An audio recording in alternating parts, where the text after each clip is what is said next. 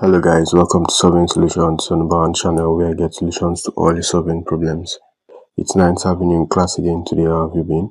On today's tutorial, we are going to show you how to create inset maps in ArcGIS Pro. So inset is just simply attaching a smaller thing into a larger thing. So it can be a picture, just like we have the maps here, and then any other smaller part of a portion inserted into a larger one, right? Good. So you can see that we have River State, which is the bigger one, and then we have Farga, which is the smaller one, right? Good. So we are now going to show you a map that shows the both of them on the same layout.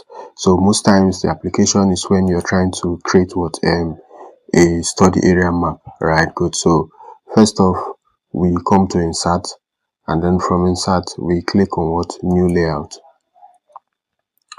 Now under the new layout we can see different page sizes, right? Good. So if you scroll down, you're going to see so many of them. You can decide to import, customize your page size, and maybe select page from printer, right? Good. So if you want to use the default created here, you can look at the landscape and the portrait of the different sizes.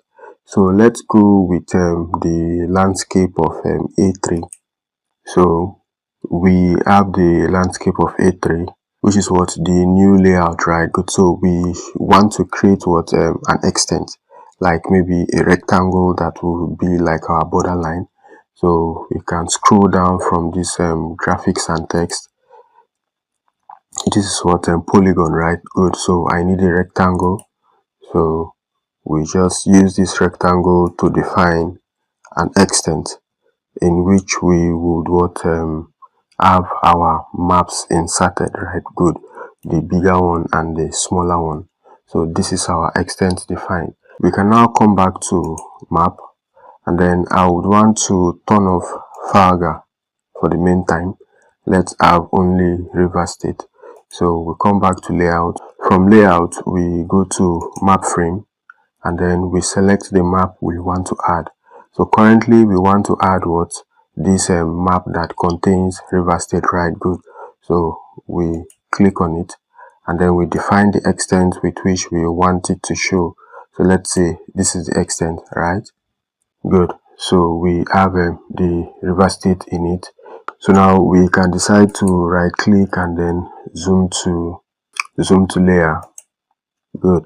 So it has now covered a better portion of the extent that we have defined.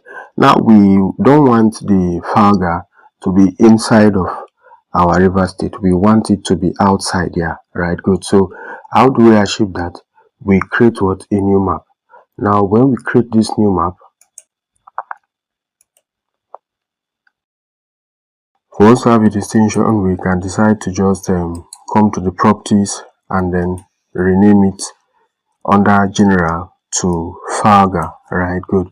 So that we would know that this is for the Farga, and then we click on OK.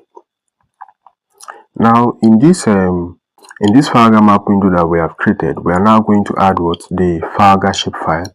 So we have a folder where we have all the shapefiles we need, insert maps, and then the shapefile. So we now bring in Farga, drag, and then we drop. Good. So you now have Farga, right? Good. So you can decide to modify the symbology if you want to. So maybe come to properties. If you don't want this color to be the fill color, you can decide to use the drop down to change it to something you feel is better. And then if you also don't want an outline color, you click on no color, and then you apply. Good. So it's a bit loud, but for the purpose of the tutorial, let's just leave it like that. So we come back to our layout. What we want to do now is that we want to add the Farga that we have added to this Farga map that we have created, right? Good. So we come back to layout, and then we go to map frame. Now from map frame, you are going to see the first map, which is the River State. Then you are also going to see the Farga, which we have just added.